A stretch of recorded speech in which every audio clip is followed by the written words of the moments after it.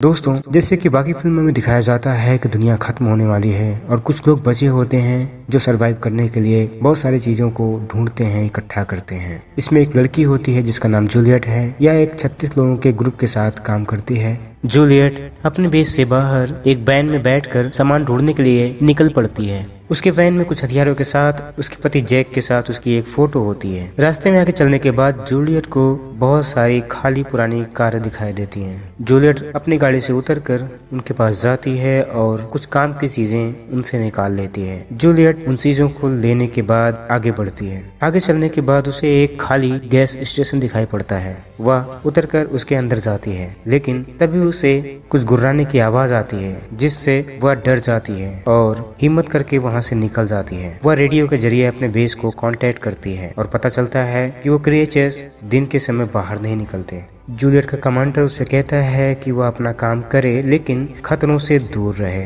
Juliet अपने base वापस जाना चाहती है, इसके लिए वह शॉर्टकट अपनाती है। रास्ते में आगे चलते हुए जूलियट को एक बैन दिखाई पड़ती है। वह उस बैन से कुछ काम की चीजें इकट्ठा करने के लिए उसके पास जाती है, लेकिन जैसे वह उसके पास जाती है उसे वहाँ एक बूढ़ा व्यक्ति दिखाई पड़ता है जो घायल होता है। बूढ़ा व्यक्ति जूलियट से कहता है कि वह उसे मार दे क्योंकि उस पर क्रिएचर्स ने हमला किया है। आगे वह बूढ़ा व्यक्ति बताता है कि उसने उस क्रिएचर्स को अपने बैन में बंद कर रखा है। जूलियट बैन के अंदर जाती है और क्रिएचर को बंदूक से मार देती है। जूलियट वापस आती है तो वह बूढ़ा व्यक्ति मर चुका होता है। जूलियट उस बैन से कुछ काम की चीजें लेती है। वह अपने बैन में वापस आती है और उसमें बैठकर अपने बेस की तरफ निकल पड़ती है। शाम होने वाली थी, इसलिए जूलियट अपनी गाड़ी की स्पीड तेज कर लेती है ताकि वह जल्दी पहुंच सके। तभी जूलियट की नजर अपनी और अपने पति की फोटो पर पड़ती है। तेज हवा से वह फोटो उड़कर वैन के बाहर चली जाती है और ध्यान भंग होने की वजह से जूलियट की वैन पलट जाती है। इसके बाद फिल्म में जूलियट के पास्ट के बारे में दिखाया जाता है। जूलियट एक पेंटिंग हॉल में आती है जहां पर वह फ्री का खाना और बियर पीने के लिए आई होती है। उसे पेंटिंग के बारे में कोई जानकारी नहीं होती, ना ही कोई दिलचस्पी होती है। वहीं पर उसकी मुलाकात जैक से होती है। जैक एक पेंटर होता है। जैक जूलियट से एक पेंटिंग के बारे में पूछता है, लेकिन जूलियट को उस पेंटिंग के बारे में कोई भी जानकारी नहीं होती। जैक बहुत जल्दी समझ जाता है कि जूलियट को इसके बारे में कुछ भी पता नहीं है। जैक जूलियट से बोलता है कि उसका उससे मिलना उसकी किस्मत में है, जिस पर जूलियट को किस्मत जैसी बातों पर यकीन नहीं होता। वो यह समझती है कि जैक उसके साथ फ्लर्ट करने की कोशिश कर रहा है। इसके बाद जैक जूलियट को एक अगली पेंटिंग दिखाता है। यह पेंटिंग जूलियट को बहुत ज्यादा अगली लगती है, लेकिन जैक जूलियट से उस पेंटिंग के पीछे की खूबसूरती देखने के बारे में कहता है। सुबह होने पर जैक जूलियट को अपने घर लेकर आता है। जैक के घर को देखकर जूलियट आश्चर्यचकित हो जाती है क्योंकि जैक बहुत ज्यादा अमीर था और जूलियट बहुत गरीब थी। दोनों एक दूसरे से अपने अपने बारे में बात करते हैं, जिससे पता चलता है कि दोनों के पेरेंट्स नहीं है। जूलियट को जैक का बहुत ही अच्छा व्यवहार देखकर उसे कुछ गड़बड़ लगता है और वो घबरा कर वहाँ से चली जाती है। अगले दिन जैक जूलियट को एक बूढ़े आदमी के साथ देखता है। उनका पीछा करने पर जैक को पता चलता है कि जूलियट यह सब पैसों के लिए करती है। जैक जूलियट का पीछा करते करते उसके घर तक पहुँच जाता है, जहाँ पर कुछ गुंडे जूलियट को रेंट के लिए परेशान करते हैं। जैक जूलियट की मदद करता है और उसे घर के अंदर लेकर आता है। जैक जूलियट की मदद करना चाहता है, लेकिन जूलियट भला बुरा बोलकर उसे वहाँ से जाने को कहती है। एक दिन गुंडों ने जूलियट को मार पीट कर घर से बाहर निकाल दिया था। तब जैक उसे अपने घर लेकर आता है। जूलियट को ड्रग्स की आदत होती है, लेकिन जैक उसे ऐसा करने से रोकता है। नशे से पागल होकर जूलियट जैक के घर की चीजों को तोड़ने लगती है, लेकिन जैक उसे बहुत संभालने की कोशिश करता है। इस चीज का एहसास जूलियट को बाद में होता है। जैक शहर के बाहर एक बड़ा सा घर लेता है ताकि वह जूलियट के साथ वहाँ पर रह सके और जूलियट भी नशे से दूर रह सके। जैक जूलियट से प्यार करने लगता है और उसे लेकर वो बहुत ज्यादा सीरियस हो जाता है, लेकिन जूलियट को ऐसा कुछ भी नहीं था। दोनों साथ में खुशी खुशी रहने लगते हैं। कुछ दिन बाद जूलियट जैक को बताती है कि वह प्रेग्नेंट है, लेकिन हॉस्पिटल में उनका बच्चा मरा हुआ पैदा होता है। यह सब जूलियट के ड्रग्स लेने की वजह से हुआ था, लेकिन फिर भी जैक उसे कुछ भी जाहिर नहीं होने देता। दोनों इस बात से बहुत दुखी हो गए थे। बच्चे को खोने के बाद जूलियट वापस नशे में डूब गई थी। जैक को पता था कि ऐसा क्यों हुआ है, लेकिन जूलियट जैक को ही इस बात का जिम्मेदार मानने लगी थी। जूलियट की बात सुनकर जैक गुस्सा हो जाता है और कार से निकलकर सबवे की ओर ट्रेन पकड़ने के लिए चला जाता है। जूलियट वापस बार में आकर ड्रिंक करने लगी थी। उसी समय उसे बार बार जैक का कॉल आ रहा था, लेकिन वह फोन नहीं उठा रही थी। तभी न्यूज में केमिकल अटैक के बारे में बता रहे थे, जिसमें उसे पता चलता है कि इस केमिकल अटैक में 40 लोग मारे गए हैं। वह घबराकर जैक का फोन उठाती है, लेकिन उस फोन पर कोई और व्यक्ति होता है। वह बताता है कि जैक जिंदा है, लेकिन उसकी हालत बहुत खराब है और वह एक हॉस्पिटल में है।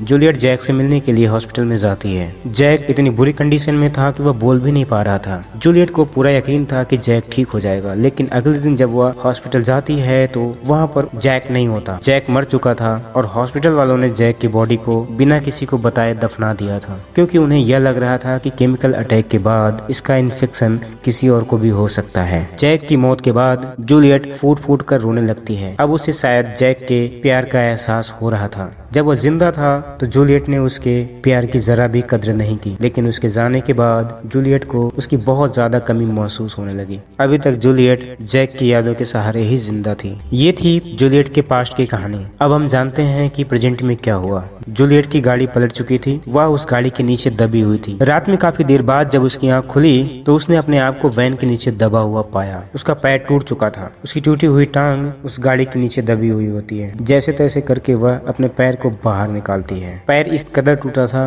कि पैर की हड्डी टूटकर बाहर की तरफ निकल गई थी।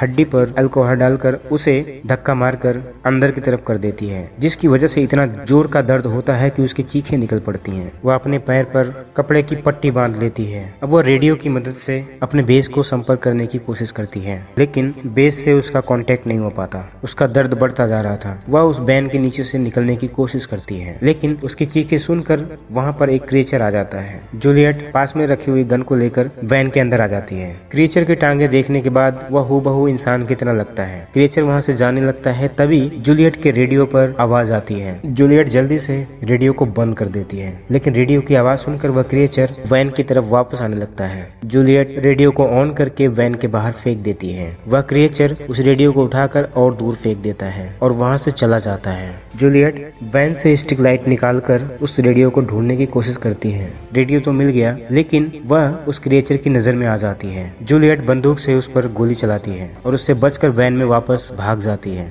उस क्रिएचर का चेहरा भी इंसान के जैसा ही दिखाई पड़ता है। केमिकल की वजह से उसका चेहरा अजीब सा हो गया था। जूलियट वैन में आकर सामने की तरफ बंदूक करके उस क्रिएचर के आने का इंतजार करती है, लेकिन वह क्रिएचर पीछे से आ जाता है और जूलियट को पकड़ लेता है। उससे बचने के लिए जूलियट वैन को ऑन करके उसका एक्सीलरेटर तेज कर देती है, जिससे वह क्रिएचर वहां से भाग जाता है। वह क्रिएचर दोबारा से जूलियट के पास आ जाता है और जूलियट उस पर गोली चला देती है। क्रिएचर दूसरी तरफ से जूलियट के पास आने की कोशिश करता है, लेकिन जूलियट उससे बचने की भरपूर कोशिश करती है। थोड़ी देर बाद जूलियट फिर से रेडियो के जरिए अपने बेस से कांटेक्ट करने की कोशिश करती है। तभी बेस से जूलियट को कहा गया कि वह वैन में लगा अपना लोकेशन ऑन कर दे। वे उसे चॉपर की मदद से बचाने के लिए आ जाएंगे। जूलियट वैन में लगे ट्रैकर को ऑन कर देती है। वह क्रिएचर फिर से जूलियट के पास आने की कोशिश करता है। जूलियट उससे बचने की पूरी कोशिश करती है। तभी बेस से रिप्लाई आता है। बेस वाले कहते हैं कि उन्होंने उसे ट्रैक कर लिया है, अब वो उसे बचाने के लिए आने वाले हैं। तभी क्रिएचर ने वैन के सामने का शीशा तोड़ दिया। अब वह जूलियट की तरफ बढ़ने लगा था।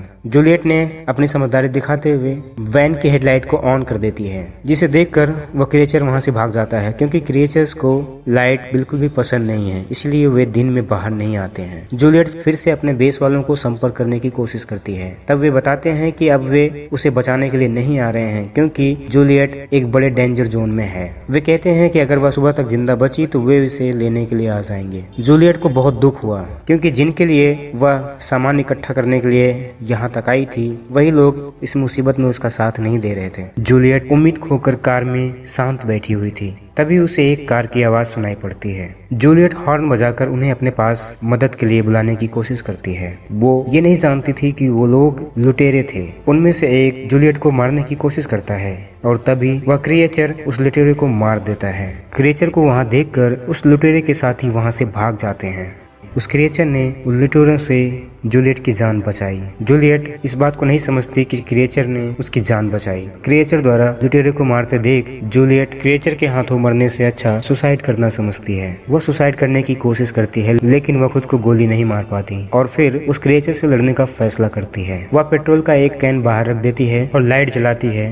लाइट जलाकर वह क्रिएचर को अपने पास बुलाती है। जैसे ही वह क्रिएचर पेट्रोल कैन के पास आता है, जूलियट कैन पर गोली चला देती है, जिससे वह ब्लास्ट हो जाता है, लेकिन वह क्रिएचर बच जाता है। तभी वह क्रिएचर पास आकर जूलियट को उठाकर दूर फेंक देता है। जूलियट गिर पड़ती है। तभी वह क्रिएचर दोबारा उसके पास आने लगता है। तभी जूलियट उस क्रिएचर पर गोली चला देती है, जिससे वह गिरकर मरने लगा था। जूलियट बेसुध होकर जमीन पर लेट जाती है। सुबह होने वाली थी पर वह क्रिएचर अभी तक मरा नहीं था। वह रेंगते रेंगते जूलियट के ऊपर पहुंच जाता है। क्रिएचर को अपनी तरफ आता देख जूलियट उसे दोबारा शूट करने की कोशिश करती है, लेकिन उसकी गन में गोलियां खत्म हो चुकी थी। देखते देखते वह क्रिएचर जूलियट के ऊपर आ गया था। वह जूलियट के चेहरे को ऐसे छूता है जैसे जैक छुआ करता था। दरअसल वह क्रिएचर जैक ही था। केमिकल अटैक की वजह से वह ऐसा हो चुका था, इसलिए वह बार बार जूलियट के पास आने की कोशिश कर रहा था, उसे महसूस कराने की कोशिश कर रहा था, लेकिन जूलियट उसे समझने में नाकामयाब रही। जूलियट को कई मौके मिले जैक को जानने का, लेकिन वह उसे पहचान ना सकी। जूलियट अगर पेंटिंग गैलरी में ही जैक की दिखाई हुई उस कुरूप पेंटिंग के पीछे की सुंदरता की वजह देख पाती तो शायद आज वह जैक को समझ पाती। वह महसूस कर चुकी थी कि वह क्रिएचर कोई और नहीं